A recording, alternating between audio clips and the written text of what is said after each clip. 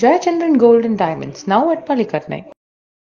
4-5 போட்டி வரலும் கலந்துக்கிட்ட போது வராத வெயிட் அதிக எடைங்கிறது வந்து ஏன் தெரியாமல் இருந்தது. அப்போ எப்படி அனுமதி வச்சிங்க அந்த 4 போட்டியில்? கடைசி போட்டிக்கு மாத்திரம் எப்படி தடுத்தீங்கிறது தான் ஒரு கேள்வி. அதுக்கு தான் ஒலிம்பிக் கமிட்டி பதில் சொல்லணும். மருத்துவர் குழுவெல்லாம் கிளீனாக சொல்லுவாங்க. மருத்துவர் குழு விஷயத்தில் வந்து தலையிடப்பட்டாங்க. அதுதான் அந்த சாந்திங்கிற பெண்ணுக்கு அந்த பாலியல் இதில் வந்து அந்த பெண் தோல்வி அடைஞ்சுது. லோக்கல் இதில் தமிழ்நாடு அரசாங்கம் நடத்துகிற இதுலேயே இந்த பாலிடிக்ஸ் எல்லாம் இருந்தாலும் ஒலிம்பிக்கில் இல்லாமல் இருக்காது. அதுக்கு தகுந்த மாதிரி ஃபுட்டை ப்ரிஸ்கிரைப் பண்ணுவாங்க. டயட்டீஷியன்ஸ் சொன்னோம்னா இந்த மாதிரி ஸ்போர்ட்ஸ் இதுக்குன்னு சில உணவு வகைகள் இருக்குது, அதை சாப்பிடணும். அதை சாப்பிட்டா தான் இது பண்ண முடியும். இன்னைக்கு எனக்கு ஒரு சின்ன சந்தேகம் எங்கே வருதுன்னா, இதை பிரச்சனையாக்கிட்டோம். இதை பிரச்சனையாக்குறதுனால நம்ம மறைஞ்சு போன ஒரு விஷயம் என்னன்னா,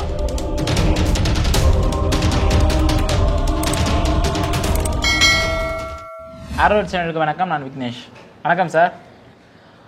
இந்தியாவே உலகமே வந்து இன்றைய நாள் பெருமைப்படவும் வச்சது. அதே நேரத்தில் கொஞ்சம் மணி நேரத்தில் வந்து எல்லாரையும் வந்து சிந்திக்கவும் என்னடா இப்படி ஆயிடுச்சேன்னு வருத்தப்பட வச்ச விஷயம் என்னன்னா, இந்த வினோஷ் போகத்தோட டிஸ்குவாலிஃபை மகளிருக்கான பிரிவில் முதல் முறையாக மல்யுத்தத்தில் இறுதி போட்டிக்கு போனது இந்த வினோஷ் போகத் அவர்கள். என்னமோ ஒரு சில இது செஞ்சு அவங்கள வந்து டெக்னிக்கல் இஷ்யூ அப்படின்னு சொல்லிட்டு அவங்கள வந்து தகுதி நீக்கம் பண்ணிட்டாங்க. அது எப்படி சார் நீங்கள் பார்க்குறீங்க? இது ஒலிம்பிக்கில் நடக்கிற விஷயந்தான். ஒலிம்பிக்கில் இது நிறையா தடவை நடந்திருக்குது. ஒருத்தர் வந்து 100 மீட்டர்ஸில் வந்து வின் பண்ணிட்டார், மெடல்லாம் கொடுத்துட்டாங்க, கொடுத்துட்டு போயிட்டார். அதுக்கப்புறம் டெக்னிக்கல் மேட்டரில் தப்பாக பண்ணிட்டான்னு சொல்லி அந்த மெடலை விட்ரா பண்ணிட்டார். அதெல்லாம் நடந்துருக்குது. ஏன்னா நம்ம நாட்டுக்கு இது நடந்தது ஒரு துரதிர்ஷ்டம், அவ்வளோதான். ஏன்னா நமக்கு வந்து ஒலிம்பிக்கில் நம்ம போகிறதே பெரிய அவஸ்தை, பங்கெடுக்கிறதே பெரிய விஷயம். அதில் கிடைக்கிற ஒரு வாய்ப்பு இப்படி போச்சுங்கிறதுலாம் நமக்கு பெரிய அதிர்ச்சி தான், பெரிய அதிர்ச்சி தான். இப்போ இறுதி போட்டியில் மட்டும் ஏன் சார் ஒரு 4-5 போட்டிக்கு மேலே அவங்க பங்கேற்று இருந்திருக்காங்க, ஆனால் இறுதி போட்டிக்கு மட்டும் ஸ்பெசிஃபிக்காக? அதை தான் என்னுடைய கேள்வியும். 4-5 போட்டி வரலும் கலந்துக்கிட்ட போது வராத வெயிட் அதிக எடைங்கிறது வந்து ஏன் தெரியாமல் இருந்தது. அப்போ எப்படி அனுமதி வச்சிங்க அந்த 4 போட்டியில்? கடைசி போட்டிக்கு மாத்திரம் எப்படி தடுத்தீங்கிறது தான் ஒரு கேள்வி. அதுக்கு தான் ஒலிம்பிக் கமிட்டி பதில் சொல்லணும். இப்போ இந்த உடல் எடை பிரச்சனை வந்து அதை பற்றியே இப்போ இது பண்ணலாம் சார். உடல் எடை வந்து ஒரு நாளில் 5 to 6 கிலோ வரை குறைக்கலாம் அப்படிங்கிறத முன் வைக்கிறாங்க சார். அது எந்த அளவுக்கு சாத்தியம்? முடியும். சேத்தல் நீக்கலாம், இது பண்ணலாம், அது பண்ணலாம், எல்லாம் பண்ணி கொஞ்சம் வெயிட்டை குறைக்க முடியும். 5 கிலோவெல்லாம் குறைக்க முடியாது. ஒரு 2 கிலோ 3 கிலோ வரலாம் குறைக்கலாம், நிச்சயமாக குறைக்க முடியும். இப்போ உடல் எடை சம்மந்தப்பட்ட ஊட்டச்சத்தாச்சு இப்போ வீரர்கள் நிறைய பேர் இருக்கிறாங்க, நிறைய ஊட்டச்சத்து எடுத்துக்குவாங்க. இந்த ஊட்டச்சத்து எடுத்துக்கிறதுலையும் அந்த உடல் எடை சம்மந்தப்பட்டது பிரச்சனை ஏதாச்சும் இருக்குமா சார்? அதுக்கு தகுந்த மாதிரி ஃபுட்டை ப்ரிஸ்கிரைப் பண்ணுவாங்க. டயட்டீஷியன்ஸ் சொன்னோம்னா இந்த மாதிரி ஸ்போர்ட்ஸ் இதுக்குன்னு சில உணவு வகைகள் இருக்குது, அதை சாப்பிடணும். நீங்கள் அதை சாப்பிட்டா தான் இது பண்ண முடியும். உடல் எடை அது வந்து ஒரு விளையாட்டு வீரருக்கு எந்த அளவு சார் முக்கியம்? எந்த விளையாட்டு வீரராக இருந்தாலும் சரி, நீச்சல் வீரராக இருக்கட்டும், யாராக இருக்கட்டும், இந்த உடல் எடை வந்து எந்த அளவுக்கு என்னங்க இருக்குது? உடல் வந்து இந்த பொத்தான் இருக்கிறேன், நான் எப்படி ஸ்போர்ட்ஸில் பங்கெடுக்க முடியும்? உடல் ஒரு இதில் இருக்கணும், கட்டுக்கோப்பாக இருக்கணும். ஸ்டாமினாங்கிறது தளராத ஒரு உடல் கட்டு இருக்கணும். அதுக்காக தான் சில உடற்பயிற்சிகள், சில உணவு பழக்க வழக்கங்கள், சிலதெல்லாம் நம்ம கடைப்பிடிச்சி தான் ஆகணும். அந்த இடைவிடாத பயிற்சிகள் இதெல்லாம் நம்ம பண்ணித்தான் ஆகணும். அப்போ தான் இதெல்லாம் செய்ய பண்ண முடியும். இந்த பிரச்சனை முடிஞ்ச காலையில் அறிவிப்பு வருது ஒலிம்பிக் கமிட்டிலேருந்து. அதோட இந்திய ஒலிம்பிக் கமிட்டி 1 மணி நேரத்துக்கு அப்புறம் தான் ரிப்ளை பண்ணுறாங்க. 2 கிலோ இருந்தாங்க நேற்று, அவங்க எக்ஸ்ட்ரா 2 கிலோ அவங்க இருந்தாங்க. இரவு முழுவதும் பயிற்சி செஞ்சாங்க, தண்ணி குடிக்கலை, அப்புறம் வந்து சாப்பிடலை. இரவு முழுவதும் பயிற்சி எடுத்து காலையில் பார்க்கும்போது வெறும் 1.8 கிலோ தான் கம்மி, 1.85 கிலோ தான் கம்மி பண்ணியிருக்காங்க. இது வந்து ரொம்ப இதனால தான் இந்த பிரச்சனை இருக்குது, அதனால் நாங்கள் இதுக்கு மேலே எதுவும் சொல்ல விரும்பலை அப்படிங்கிறத முன்வைக்கிறாங்க. எப்படி சார் அரையிறுதி போட்டில் எக்ஸ்ட்ரா 2 கிலோ வச்சு அதில் அவங்க பார்ட்டிசிபேட் அதை ஏன் அலோவ் பண்ணாங்கிறத இந்த ஒரு கேள்வி. அந்த கேள்விக்கு அவங்க பதில் சொல்லணும். அந்த கேள்விக்கு 2 கிலோ அதிகமாக இருந்தவங்களே எப்படி 4 மேட்ச் வரலாம் ஆட விட்டீங்கிறத ஒரு கேள்வி. இப்போ தொடர்ந்து நாள் இப்போ வந்து நம்ம நாட்டுக்கு இது புதுசுன்னு சொல்கிறீங்க, நிறைய நாட்டுக்கு இது வந்து இப்போ புதுசு இல்லை, பழகிட்டாங்க அப்படிங்கிற விஷயத்தில். ஒலிம்பிக் கமிட்டி இதில் வந்து ஏதாச்சும் அரசியல் செய்தா சார்? அரசியல் இருக்கிறதுக்கு சான்ஸ் இல்லை. ஏன்னா அதை தான் நான் சொல்கிறேன்.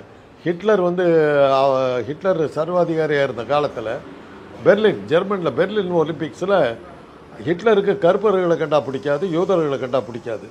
ஜெஸ்ஸி ஓவன்ஸுங்கிற கருப்பு அமெரிக்கர் 4-5 ஈவெண்ட்டில் வின் பண்ணார். ஹிட்லர் இதை நம்பவே முடியல. ஹிட்லர் என்ன சொன்னால், கருப்பனால் ஜெயிக்க முடியாது அப்படின்னார்.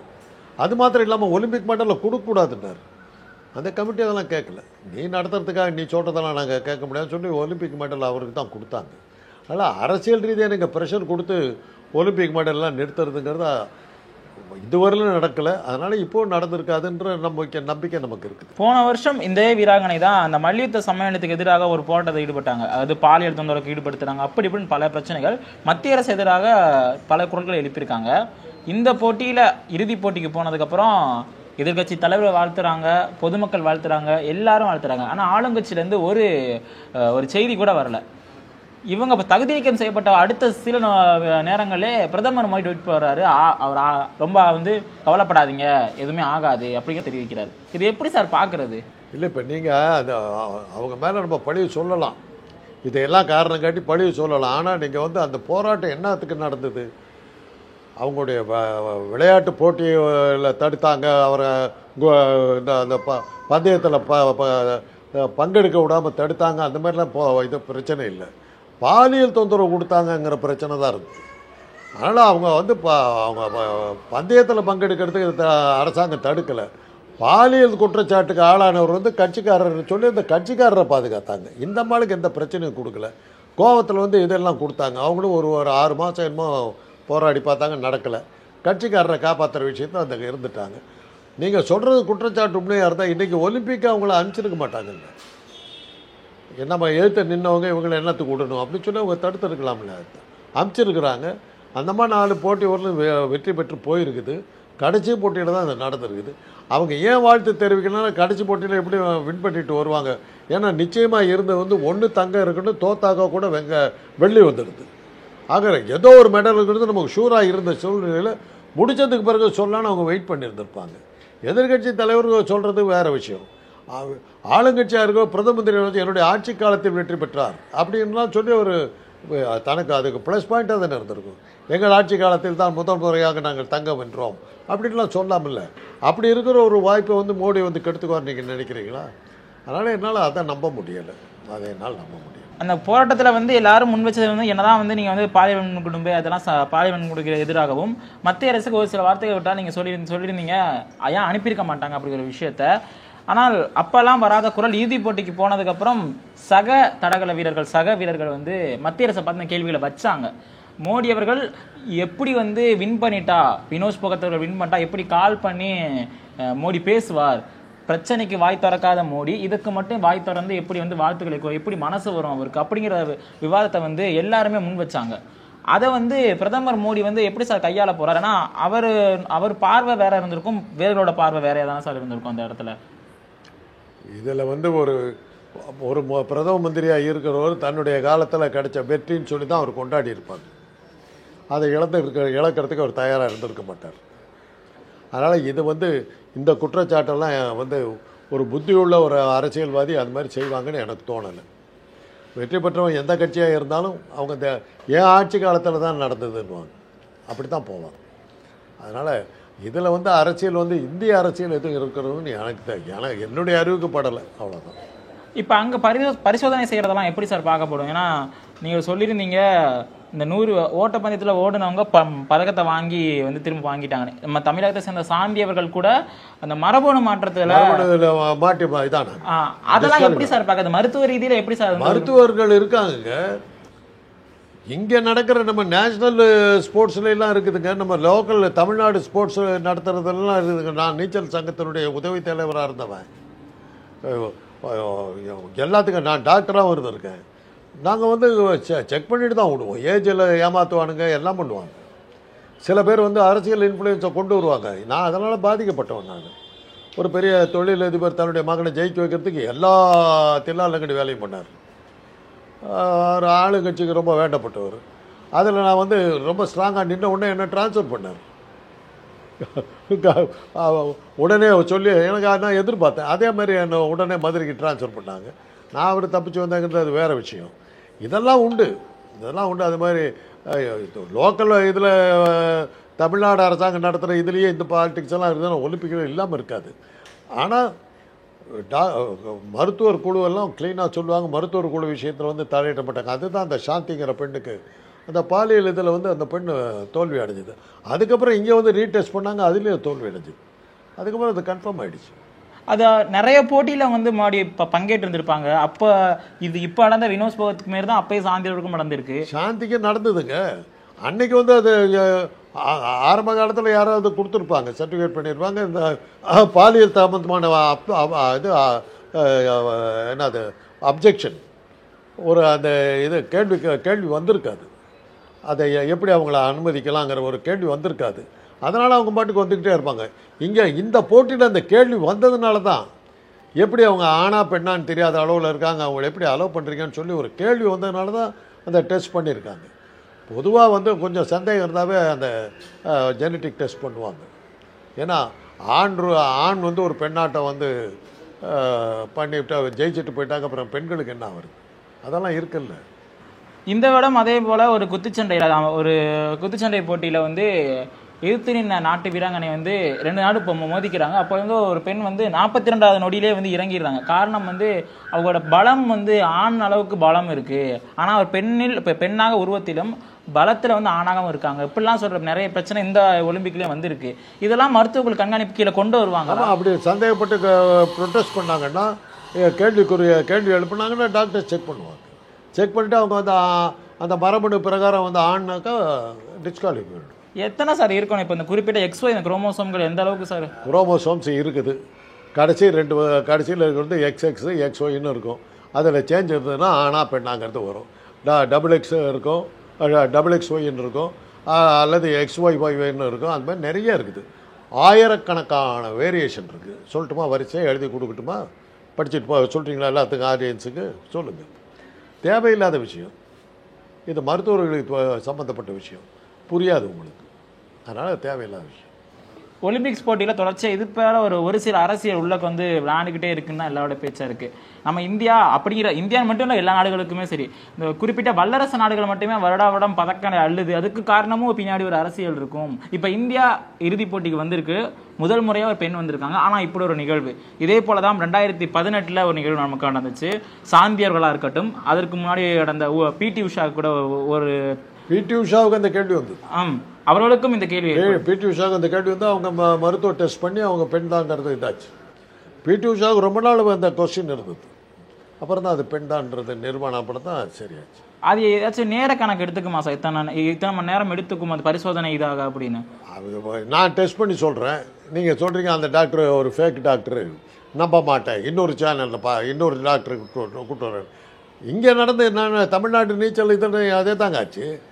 நான் வந்து அந்த பையன் வந்து டிஸ்குவாலிஃபை ஆகிட்டான்னு, நீ உனக்கு என்ன கண்டா பிடிக்காதுன்னு அந்த தொழில் இது பேர் என்கிட்ட சண்டைக்கு வந்தார்.